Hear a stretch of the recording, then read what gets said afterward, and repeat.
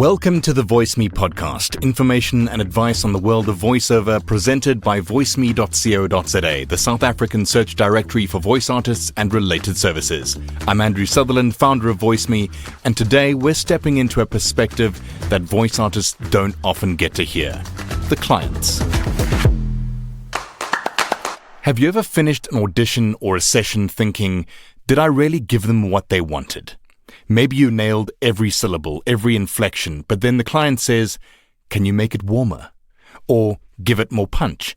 And suddenly you're left translating abstract notes into something concrete in the booth. That's the reality for voice artists. Clients and creatives often speak a completely different language. They're not listening for mic technique, pacing, or breath control. They're listening for emotion, brand fit, and effectiveness.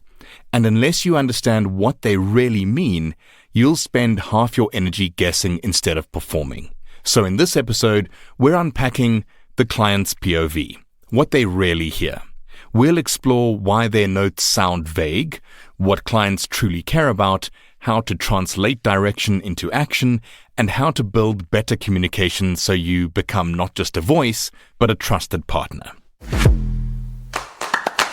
One of the biggest hurdles voice artists face isn't mic technique, script analysis, or even audition nerves. It's translation. Not language translation in the traditional sense, but translating what a client says into something we can actually do in the booth. Clients and voice artists are often speaking two completely different dialects, one rooted in emotion and branding, the other in craft and performance. And unless you can bridge that gap, you'll constantly be second-guessing yourself. So let's start with an example that almost every voice artist has heard. Can you make it more punchy? Now, to us, punchy could mean dozens of things. Are they asking for sharper consonants, a stronger projection, more contrast in pacing, or do they simply want the read to feel like it has more life and urgency? The truth is, the client probably hasn't defined it that clearly in their head.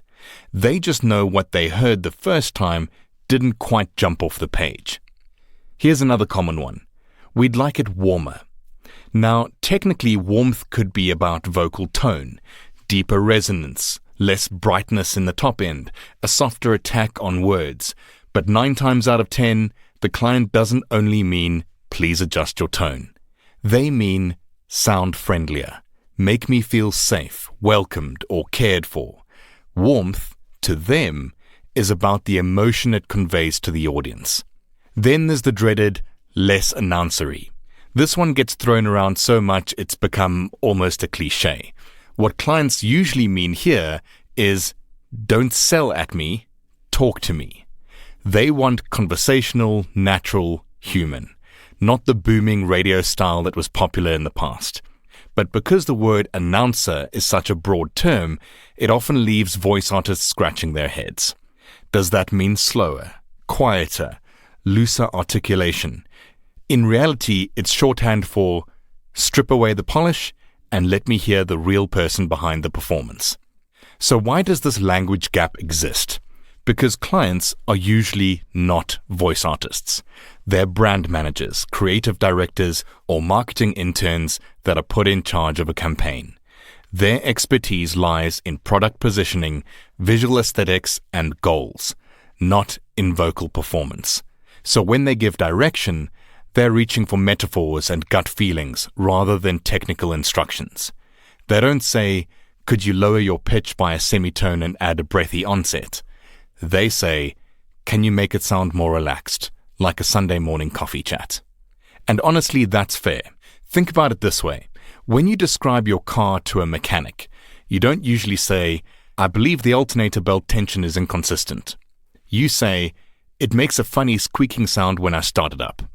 You're describing the symptom, not diagnosing the cause. Clients are doing the same thing. They describe the symptom they're hearing, or more often, the feeling they aren't getting yet. It's our job to diagnose and treat. This is where the skill of interpretation comes in. Experienced artists develop a mental dictionary of client phrases and their likely meanings. For instance, make it more energetic often means increase pacing and vary intonation, not just shout louder. We need more gravitas. Usually means slow down, deepen resonance, and add weight to keywords. Can you give it more smile? Means lift the tone, soften consonants, and brighten vowel shapes so the voice sounds approachable. You learn these translations through repetition, but also through curiosity. Instead of panicking when a client says something vague, treat it like a puzzle. Ask yourself, what do they want the audience to feel? Because that's what they're trying to get at. Clients rarely care about what you're doing with your diaphragm. They care about whether the listener feels reassured enough to buy insurance, excited enough to try a new energy drink, or calm enough to trust a meditation app. In one session, I had a client say, "Can you make it sound more blue?" Now, if you take that literally, it's nonsense. But what they meant was, we're trying to create a mood of melancholy, introspection, and something soft and moody. And the voice artist in that session figured that out by asking one simple clarifying question. Do you mean emotionally blue or more corporate professional blue? They all laughed, clarified, and the session moved forward. So here's the mindset shift. Clients aren't being vague to frustrate you.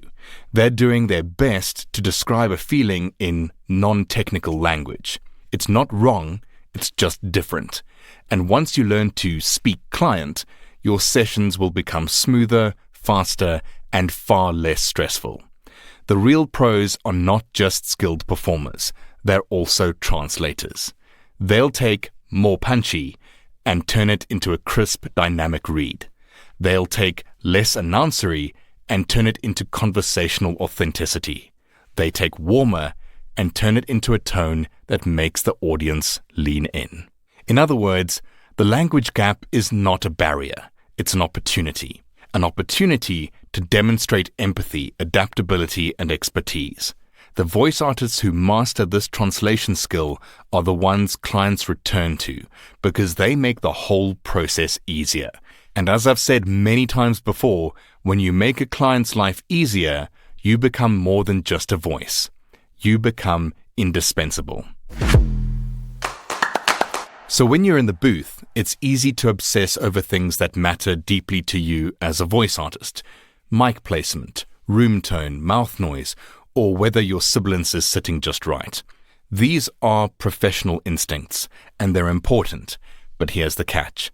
Clients very rarely care about those things the way you do. What they care about is far simpler, yet harder to measure. So let's strip back to basics. Most clients only care about 4 things: clarity, emotional impact, alignment with brand, and efficiency. And if you can deliver on these consistently, you'll keep them coming back again and again. So let's go over these 4 in more detail. Clarity of message. At the heart of almost every project is one question. Did the audience understand it? Clarity doesn't mean pronouncing every syllable with textbook precision. It means the listener receives the message without confusion. Think about a retail ad announcing a sale. If the audience remembers the vibe but forgets the actual price or the dates, the ad fails. The client's nightmare is a beautiful emotive read where the audience doesn't recall the call to action. I once worked with a financial services client who was obsessed with one phrase in their script: interest-free for the first 12 months. They didn't care that I nailed the tone everywhere else. If that part wasn't crystal clear, the entire ad was useless to them. For them, clarity was the non-negotiable. So when clients say things like, hit that line harder, or can you make that part pop? What they're really saying is, please make sure the most important part of this script survives in the audience's memory. They care about functional clarity. The second thing is emotional impact. Here's the secret most clients won't admit. They're listening more with their hearts than with their ears. They're asking, does this feel right for the story we're telling? Let's take an NGO campaign raising awareness about child hunger. The client doesn't want you to just read the words, no child should go to bed hungry. They want the audience to feel it. They want the catch in your throat, the softness of your tone, the pause that lingers just a little longer than usual. Or consider an energy drink spot. The script might be straightforward, power your day with X energy, but what the client is really listening for is adrenaline. Do they feel hyped after hearing you? Would they want to go climb a mountain or run a marathon? This is why feedback often comes in emotional terms. It doesn't feel exciting enough, or we need it to feel more heartfelt. They're chasing an emotion, not a volume level. Number 3 is alignment with brand. Every brand has a voice, even before you lend them yours. Banks lean towards trustworthy and authoritative. Luxury brands often lead towards aspirational and smooth. Tech startups often want casual, modern, or maybe a bit quirky. Clients are hyper-aware of this because consistency is king in branding. If their logo always uses certain colors, their copy uses certain phrases, and their campaigns follow a certain tone, then your voice must slot seamlessly into that identity. For example, I once voiced a campaign for a medical aid company. Their one note, repeated in every session, was, "We want to sound calm and reliable, not dramatic." They went against strong delivery in principle, but if the brand is built on reassuring families, then a dramatic read would be off-brand, even if it was technically correct. So when a client says, "That doesn't sound like us," they're not criticizing your skill, they're protecting their brand identity. And once you understand what sounding like them means, you can adjust your performance to fit them. Lastly, efficiency. Here's one thing clients never say out loud but always think. How much time is this going to take? Clients work under pressure. The media buy starts Monday. The producer has 10 other things to deliver today. The budget doesn't cover endless revisions. If you can give them strong takes quickly and make adjustments without drama, you become a lifesaver. You save time in studio and you make your client look good as well. I've had clients visibly relax in sessions when they realize they're working with pros who get it quickly. And for them, it's not just about the sound of the voice, it's about whether they can trust you to help them hit their deadline without embarrassment. This is why your ability to self-direct, to catch mistakes before they do, and to offer alternatives without being asked is pure gold. To them, efficiency is professionalism. So let's put it all together. Here's the paradox. Clients won't use these words: clarity, emotion, brand, efficiency. Instead, they'll say things like, "Make that part clearer. It's not landing emotionally. That doesn't sound like us." Or, "Can we try that again faster this time?" As a voice artist, your job is to hear those surface notes and decode the deeper need. If they're worried about clarity, lean into diction and emphasis. If they're worried about emotion, connect more authentically. If they're brand conscious, mirror the tone of their past campaigns. If they're pressed for time, deliver clean, usable takes without a fuss. When you nail these 4 priorities, clients remember you, not because you gave the perfect read, but because you made their lives easier, their campaigns stronger, and their brands more consistent.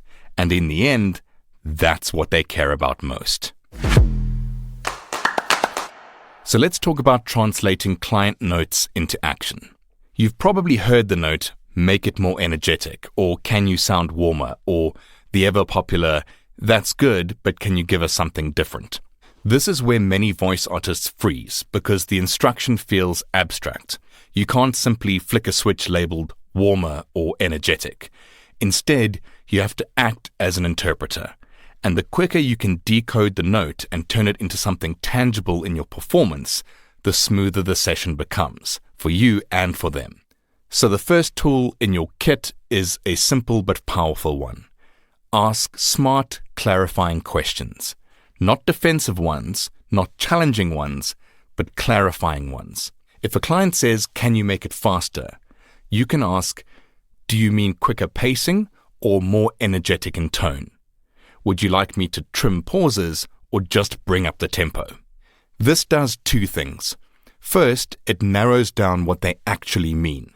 And second, it shows that you're engaged and collaborative. Instead of silently guessing and wasting takes, you're partnering with them to get to the target. Here's a real-world scenario. I had a director stop me mid-read and say, "It needs to be more confident." That could have meant firmer, louder, slower, or sharper. So I asked, "Do you mean confident like a CEO addressing a boardroom, or confident like a friend who knows what they're talking about?" And she immediately said, "The second one." And just like that, we had a clear path forward. Next, offer contrasts, not just repeats. One of the mistakes newer voice artists make is to repeat the same read, slightly tweaked, when given vague feedback. Clients often don't know what they want until they hear it. That means your job is to offer contrasts. So instead of giving them 3 takes that all sound 95% the same, give them a range. For example, take 1, stick closely to their direction. Take 2, push the energy further than you think they want. And take 3, pull it back into a more subtle conversational read. This creates a Goldilocks effect. They can say, "That second one's too much, but the first one was too little, the third is just right." So you've helped them triangulate their target, instead of hoping they magically articulate it in words. Consider this as bracketing the read. You put 1 take on each side of the spectrum, and the client might naturally choose somewhere in between. Then, practice translating emotion into technique. This is a core skill, learning to map emotional notes into technical actions you can perform. So if a client wants it warmer, soften your consonants, smile slightly, lower your pitch floor. If they want it punchier, shorten your pauses, hit the consonants harder, add upward inflection on key words. Less announcery. Reduce projection, vary pacing, imagine talking to a friend instead of a crowd. And for more trustworthy, slow down, use downward inflections, and keep your tone steady and calm. Once you have these mental translations, you can switch between them instantly, and clients feel like you've understood them, when in fact you've just built a system for decoding their language into your craft. Don't resist the note. It's tempting, especially if you feel the client's note contradicts the brief, to push back. But you said you wanted casual and now you want authoritative. Instead, treat it as an opportunity. Always give them the take they asked for, even if you're convinced it won't work. Lay it down, then, if you have the chance, add a second version that solves the underlying issue in a different way. Here's another example that comes up a lot. I had a client say, "Can you make it sound younger?" I knew they didn't mean literally 20 years younger. They meant fresher and more playful. So I gave them a slightly higher-pitched, faster-paced read. But I also recorded another take where I stayed closer to my natural tone, just adding more bounce and curiosity. In the end, they chose the second one. But by giving them both, I saved us a potential tug-of-war. A last tip would be to use visualization and storytelling. Sometimes the best way to act on a vague note is to reframe it into a scenario. If the client says, "We want it more inspiring," imagine you're talking to a crowd before a big sports match. If they say it needs to be calmer, picture yourself reading a bedtime story to a child. These mental frames help you shift quickly without overthinking it. And clients love when you can switch seamlessly. And you'll often find that once you anchor the performance in a real-world scenario, the emotional tone clicks for both you and them. Translating client notes isn't about showing off your acting chops. It's about building trust. When a client realizes that one sentence of vague direction can lead to a spot-on performance from you, they relax. They stop micromanaging. They start seeing you as a collaborator who makes the whole process easier. And that's when the magic happens. Repeat bookings, long-term relationships, and referrals. All because you learned to translate, make it pop, into something concrete in the booth. The other thing I want to talk about quickly is the behind the scenes of client decision making. And one of the most misunderstood parts of being a voice artist is assuming that the client you're talking to has the final say. More often than not, they don't. What we hear as confusing, contradictory, or sometimes frustrating feedback is often just the byproduct of a long chain of decision makers, each with their own priorities, biases, and levels of understanding. If you've ever had a session where the feedback kept changing direction, make it faster, then 5 minutes later, actually you can slow it down, you've probably bumped into this reality. Clients are seldom a single voice. They're a chorus. In a typical commercial campaign, you might have the agency creative team, the copywriters, the art directors. They care about the big idea and whether your performance matches the creative vision. The brand team, the marketing managers or brand custodians, who care about consistency. Does this sound like us? You could have a legal or compliance department who care only that the script is accurate and risk-free. And of course, the client's boss or CEO who swoops in late in the process with personal preferences that may override everything else. Now imagine all of these voices filtering their opinions down to the person directing you.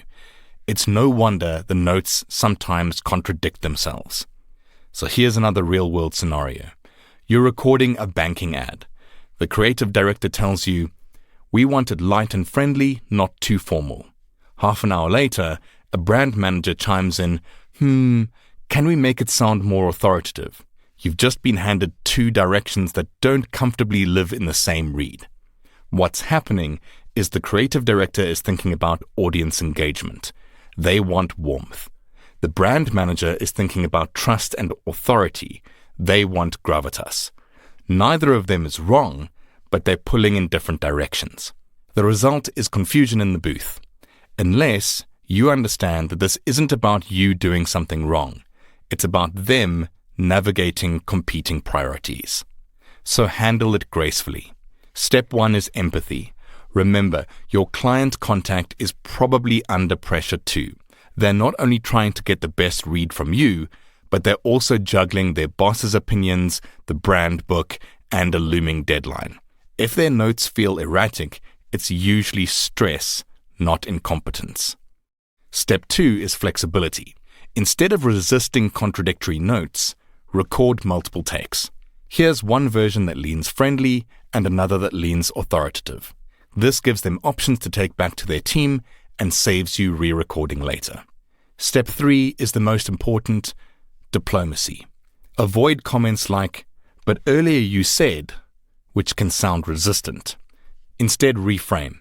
"Okay, I can give you a warmer take and another with a bit more authority, and you can see which direction works best." You're not pointing out contradictions, you're just solving them. And sometimes feedback has nothing to do with the read and everything to do with office politics. A junior creative may give a note not because they think it's needed, but because they want to be seen contributing. A manager may change direction late in the process just to leave their stamp on the project. It can be maddening, but don't take it personally. If you roll your eyes or sound frustrated, you risk alienating the one person in the room who is actually fighting for you. I was recording an ad for a big radio campaign where the CEO insisted that the tagline be read really slowly, even though every creative in the agency team was against it. The final ad went out with the CEO's version, because hierarchy won. That wasn't a reflection on the voice artist's skill. It was simply office politics at play. So knowing what's happening behind the curtains helps you manage your own expectations. When you realize that feedback is often a compromise between 5 competing agendas, you stop seeing it as an attack on your craft, and instead you see it as part of a collaborative process. And this mindset shift changes everything. Instead of bracing for confusing notes, you prepare to offer flexible options. Instead of feeling frustrated when direction changes, you expect it and you're ready. And again, that's where the magic happens. When clients realize you understand their world, they trust you more. If you can say, I know you're balancing a few different perspectives here, so let me give you a couple of versions you can share with the team. You're not just a voice artist anymore, you're a problem solver. And a problem solver gets rehired. They're remembered not for one great read, but for making the process easier in a room full of competing opinions. But there's one more layer that separates good voice artists from great ones: how you communicate with clients during the process. It's not about taking direction, it's about creating a space where clients feel heard, understood, and supported. If you can master that, you'll move from being a replaceable vendor to being a trusted creative partner. And one of the simplest but most effective tools is mirroring their language. So when a client gives you direction, you repeat it back to them in your own words. For example, client might say, "We'd like it warmer but still professional." And then you might respond with, "So something that feels approachable and friendly but still authoritative." This does two things. First, it confirms that you understood them correctly. Second, it reassures them that their feedback isn't disappearing into the void. Psychologically, people trust you more when they hear their own language reflected back. I had a session with a tech company a few months ago, and the creative director kept saying, "It needs more sparkle." Now, that's not exactly a technical term, but when I mirrored it back by saying, "Okay, so you'd like it to sound a bit brighter and more enthusiastic, almost like you're hearing good news," she lit up. She felt like I got it, and the rest of the session flowed easily. Another key habit is to avoid debating feedback. Even if you know their direction is contradictory or confusing, don't push back. Instead, offer some options. You could say something like, "I've given you one version exactly as you described, and another with a slightly different feel in case you like the contrast." That way, you're not rejecting their idea, you're expanding their choices. And this approach has saved me countless times. A retail client once insisted that every line be read faster to sound more exciting. And I knew that the message would get lost if everything was rushed. So we recorded their fast-paced version, then added a second take where only the headline and price points had speed and the rest had room to breathe. Guess which one they ended up choosing? The balanced one. But they never felt contradicted. They felt supported. You can also use references as shortcuts. Clients often struggle to describe exactly what they want, but they usually know it when they hear it. That's where references can come in. If they say, "We want it like that car ad we saw last week," don't dismiss it. Ask for the reference or suggest pulling one up together. It gives you both a concrete benchmark instead of chasing vague words. Even something like, "Would you like it closer to something like X ad, calm and reassuring, or more like Y ad, playful and cheeky?" This can give them an anchor point. Suddenly you're not working in the abstract, you're working in comparisons they already understand. Another thing many voice artists overlook is that your attitude is part of client communication. You need to manage the energy in the room.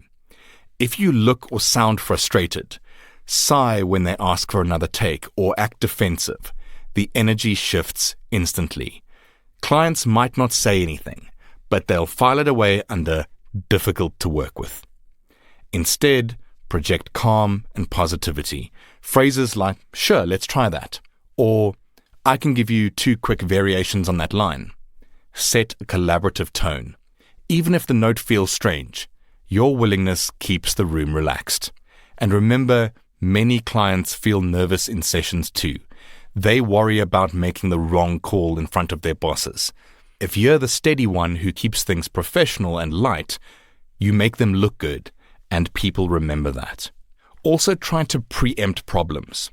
Great communication doesn't only happen in the booth. Sometimes it's about what you do before the session even starts. If a script looks clunky, flag it politely. "Would you like me to suggest a smoother way to phrase this line?" If you notice a potential timing issue, say, "Just so you know, at this pace the read is about 40 seconds, and we only have 30 seconds for this ad. Should I go for a super fast read, or can we find a way to cut the script down before we go again?" If a word is ambiguous in pronunciation, ask up front. Do you prefer data or data? These small preemptive questions save time later and help things move along smoother. At the end of the day, communication with your clients isn't about fancy techniques. It's about empathy. Clients don't expect you to be a mind reader, but they do expect you to make the process smoother, not harder. So when you mirror their language, offer options, use references, manage the room's energy, and preempt issues, you're doing more than reading lines. You're guiding the process, and that makes you invaluable. Clients will forget the minor imperfections of a session, but they will always remember how you made them feel. Confident, heard, and supported.